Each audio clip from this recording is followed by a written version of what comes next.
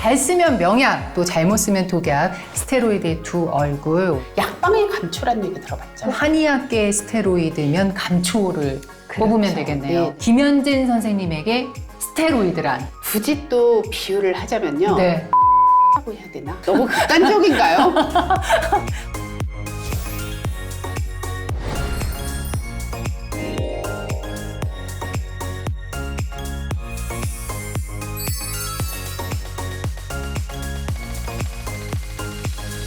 안녕하세요. 예뻐지는 굿라이프 박수연입니다. 네, 피부과 전문의 김현진입니다.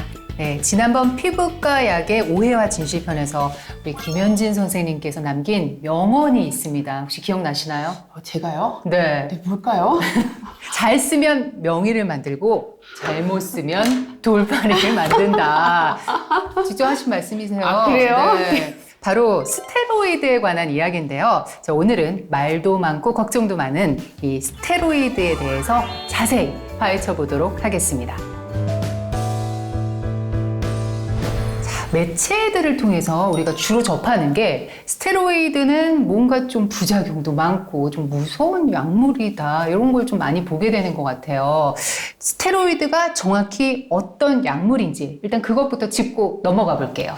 네, 스테로이드라는 거는요, 크게 세 가지의 호르몬을 얘기를 하는 거예요. 아, 네. 우리 몸에서 나오는 호르몬이에요. 아, 몸에서 나오는? 네, 그게 남성 호르몬, 테스토스테론, 네. 그 다음에 여성 호르몬, 그 다음에 세 번째는 부신피질이라고 하는 콩팥 위에 있는 조그만 기관이거든요. 네네. 거기서 나오는 이제 호르몬을 우리가 부신피질 호르몬이라고 하는데, 네. 이 세 가지를 합쳐서 스테로이드라고 하는 거예요.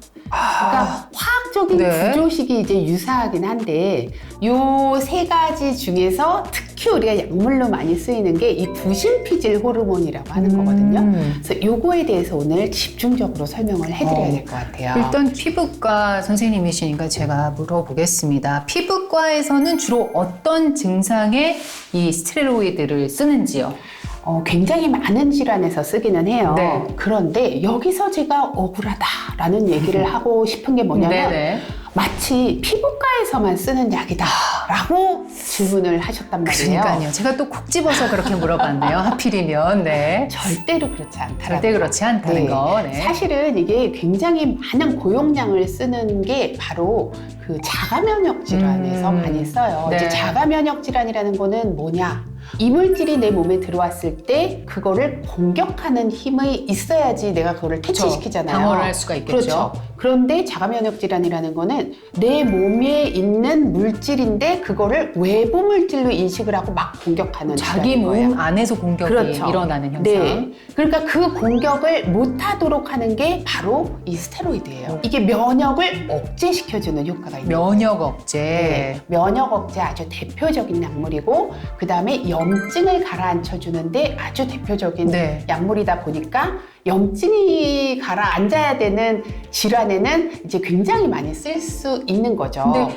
거의 뭐 병원의 모든 과가 다 염증과 관련이 그렇죠. 있잖아요. 맞아요. 다 염증에서 네. 시작이 되는 거니까. 그 다음에 우리가 장기 이식을 받았을 때 면역 반응이 일어나면 안 되겠죠. 그렇죠. 네. 그래서 그때도 스테로이드를 일부 쓰기도 합니다. 네. 그리고 또 한 가지는 약방의 감초란 얘기 들어봤죠. 그럼요. 약방의 감초. 약방의 감초는 약방에서 꼭 있어야 되는 거잖아요. 빠지면 그게 안 되는 바로 거.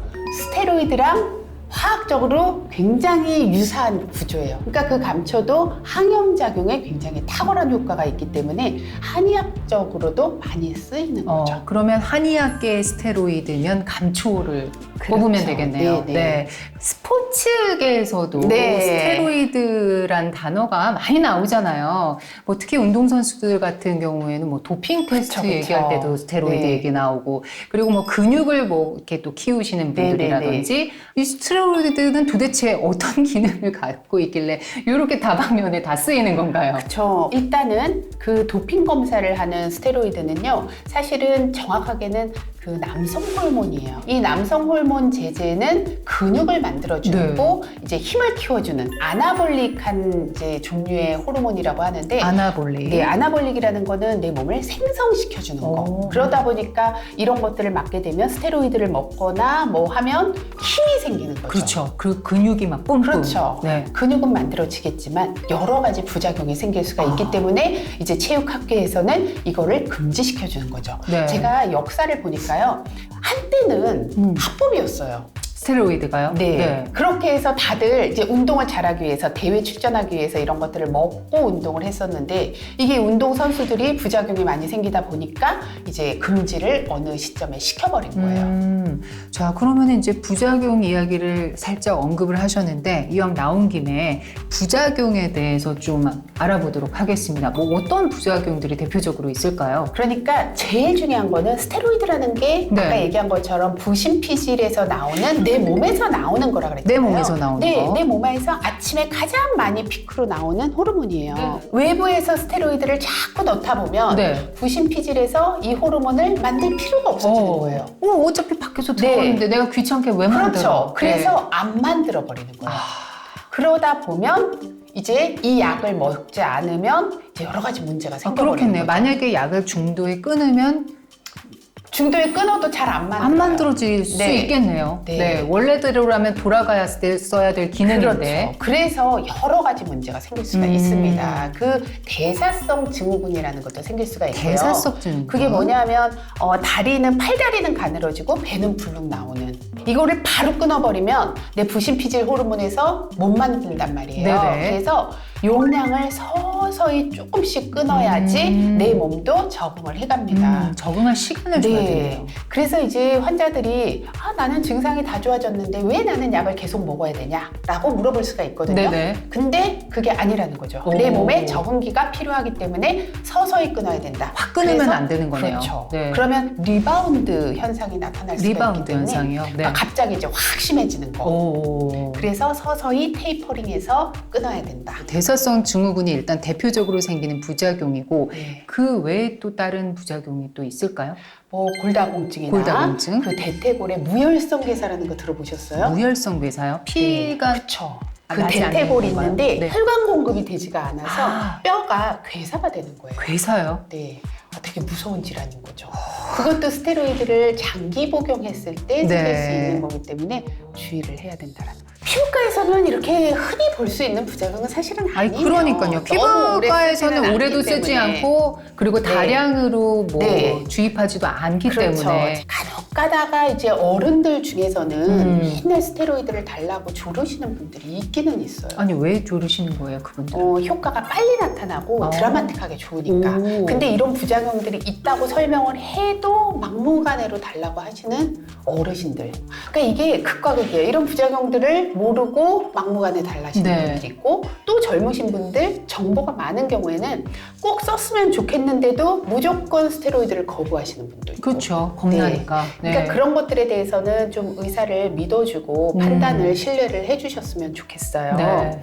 그리고 바르는 거에 대한 부작용도 제가 좀 설명을 그러니까요. 해드려야겠죠. 저도 그게 궁금했어요. 바르는 건 스테로이드 어떻습니까? 이 스테로이드의 강도도요. 네. 1등급에서 7등급까지 굉장히 다양하게 오, 있어요. 강도가 다 달라요? 네, 1등급 같은 경우가 가장 센 거, 네. 7등급은 가장 약한 거. 네, 그러니까 부위에 따라서 강도를 다르게 처방을 하고요. 네. 그리고 제제에 따라서도 달라요. 예를 들어서 강도가 세지만 로션 타입 같은 경우에는 크림보다는 약해요. 아, 로션이 더 약하다. 네. 그다음에 아주 약한 것도 로션이면 가장 약한 거겠죠. 그죠. 물 근데 타입이. 만약에 크림 제제면 크림이나 좀센 거겠네요. 네, 연고 제제 찐득찐득할수록 좀 더 밀폐 효과가 크기 때문에 쫀쫀할수록. 네, 효과가 더 클 수 있는 거죠. 네네. 그렇게 달라지는데 네. 부작용이 어떤 게 있냐? 네. 너무 오래 쓰다 보면 피부가 얇아져요. 그리고 좀 하얗게 되고 혈관이 확장이 됩니다. 혈관이 확장돼요. 네, 혈관이 확장돼서 이렇게 실핏줄 같은 게 보일 수가 있거든요. 그래서 멍이 잘 드는 피부가 된다든지 이런 피부가 될 수가 있으니까 연고도 좀 조심해서 바르는 게 좋기는 한데 근데 이게- 이런 얘기를 한다고 해서 이제 네. 연고를 멀리 하실 필요는 없어요. 아니 근데 사실 뭐 스테로이드를 뭐 그렇게 막 자주 접할 일은 없으니까 뭐 한 일주일 뭐 2주일 정도 썼단 말이에요. 그렇게 해서 막 피부가 얇아지고 막 혈관이 확장되고 그럴 수도 있나요? 그렇지는 않다라는 거죠. 네. 뭐 물론 예외라는 게 있기는 하지만 통상적으로는 그렇지가 않으니까 너무 걱정은 안 그 하셔도 정도 치료 받아서는 된다라는 뭐 거죠. 부작용까지 걱정할 네, 네, 그런 네. 수준은 아니다. 네, 그리고 네. 이제 센 스테로이드를 썼을 때 여드름이 나는 사람도 있고요. 아, 그러니까 여드름이요? 이거는 이제 상식적으로 네. 알고 계시는 게 좋은 게, 내가 스테로이드 연고를 좀 많이 발랐는데 여드름이 난다. 그러면 스테로이드로 인해서 유발되는 여드름일 수 있으니까 네. 그때는 이제 중단을 해야겠죠. 그리고 튼살 같은 게 생길 수도 있어요. 스테로이드 때문에요? 네. 그러니까 이런 것들은 상식적으로 알고 계시면서 중단을 하시는 게 좋다라는 얘기를 드리고 싶고요. 그러면 그렇게 막 생기려고 했을 때 중단을 하면은 돌아오죠. 돌아오기는 하는 근데 거죠. 너무 오래 쓰면 안 돌아올 수 있겠죠. 아, 그리고 또 하나는 아토피나 만성 질환이 있어요. 네네. 이런 경우에는 스테로이드를 오래 써야 된단 말이에요. 그러니까요. 그러면 솔직히 좀 부작용이 일어날 불안할 수 확률이 있죠. 있잖아요. 맞아요. 그래서 이런 경우에는 스테로이드를 쓰다가 좋아지면 네. 요즘 다른 약으로 바꿉니다. 스테로이드가 없는 연고가 있어요. 그런 연고가 있어요? 네. 그런데도 효과가 좋은 연고가요? 그럼요. 유지요법으로 재발을 방지하는 용도로 쓰는 게 있으니까 스테로이드를 주구장창 쓰는 거는 아니니까 너무 걱정하지 마시고 네. 피부과 의사를 좀 믿어주시면 좋을 것 같습니다. 그냥 진료받고 그 처방에 네. 따라서 그때만 이렇게 잘 사용을 하면 그렇죠. 크게 문제 꼭 없이. 필요할 때만 쓰지 네. 쓸데없이 막 주는 의사는 그렇게 많지 않다고 그렇죠. 저는 봐요. 예, 네. 그렇습니다. 자, 근데 이게 스테로이드를 뭐 아까 전에도 뭐 이렇게 뭐 아토피라든지 이렇게 좀 오래 가는 질환의 경우에 좀 오래 써야 된다고 했는데 이게 처음에는 좀 효과가 있었는데 오래 쓰다 보면 약간 내성 뭐 네. 이런 게 생길 수도 있지 않을까요? 사실 내성이라는 거는요. 썼는데 효과가 떨어지는 거거든요. 네. 이거는 항생제가 그런 경우가 꽤 있어요. 항생제가. 네, 항생제라는 거는 이제 균에 대한 내성이 생겨서 네. 우리가 요새 이제 코로나 바이러스도 우리가 백신을 맞아도 또 바꿔가지고 그쵸, 변이를 막 변이가 일으키잖아요. 아, 미워, 이게 진짜. 바로 내성의 네. 원인이 되는 거예요. 네. 항생제 내성의 원인. 근데 스테로이드는 그 개념하고는 좀 달라요. 아, 또 달라요? 네, 그래서 음. 많이 쓴다고 해서 효과가 막 떨어지고 이런 거는 없어요. 그러니까 그거는 걱정 안 하셔도 어떤 되지만 면에서는 또 다행이네요. 근데 다른 부작용이 있기 때문에 오래 쓸 때는 그런 것들을 잘 모니터링을 하면서 써야 된다는 조심해서 거죠. 쓰기는 그쵸? 해야 되는 제재입니다. 네, 네. 아니 근데 또 여러 환자들이 오시잖아요. 근데 스테로이드를 특별히 좀 쓰면 안 되는 뭐 체질이라든지 뭐 그런 상황이 있을 수 있을까요? 그러니까 다른 약을 많이 먹고 있을 때는 네. 아무래도 약물 상호작용 같은 것들을 생각을 해야 되는데 다행히도 스테로이드 같은 경우에는 약물 상호작용이 그렇게 큰 약은 아니에요. 오, 네. 그래서 다행이네요. 예, 괜찮기는 하지만 뭐 심장 질환이 있다거나 네. 당뇨가 있다거나 혈압이 높다거나 이런 경우에는 스테로이드를 써서 그런 것들을 악화시킬 수가 있기 때문에 조금 조심해야겠죠. 그리고 아까 얘기했지만 골다공증도 생길 수 있다고 그랬잖아요. 그러니까 골다공증이 있는 분들도 조금 조심해서 사용하는 것이 좋습니다. 네. 자, 오늘 진짜 스테로이드에 대해서 이것저것 뭐 부작용까지 포함해서 다 알아봤는데요. 자, 선생님께서는 개인적으로 이 스테로이드 사용에 대해서 어떻게 생각하시는지 마지막으로 여쭤보고 싶습니다. 김현진 선생님에게 스테로이드란? 아, 이거 되게 어려운 질문이네요. 굳이 또 비유를 하자면요. 네. 자동차라고 해야 되나? 자동차? 네. 자동차 우리에게 많은 편리함을 주지만 네. 사고가 나서 죽을 수도 있잖아요. 그렇죠. 너무 극단적인가요? 교통사고나 이런 것들의 위험 때문에 자동차를 안 탈 수는 피할 그렇죠. 수는 없잖아요. 그렇죠. 네. 그거하고 마찬가지로 잘 활용하면 굉장히 좋은 약이다. 그 얘기를 하려고 너무 이상한 비유를 든 것 같아서 아니에요. 죄송합니다. 비유가 굉장히 신박했습니다. 네. 자, 잘 쓰면 명약, 또 잘못 쓰면 독약, 스테로이드의 두 얼굴 오늘 자세히 알아봤는데요. 오늘 이 영상 함께 해주신 분들이 더 예뻐지는 방법이 있다면서요. 네, 굿라이프를 구독해 주시고요. 네.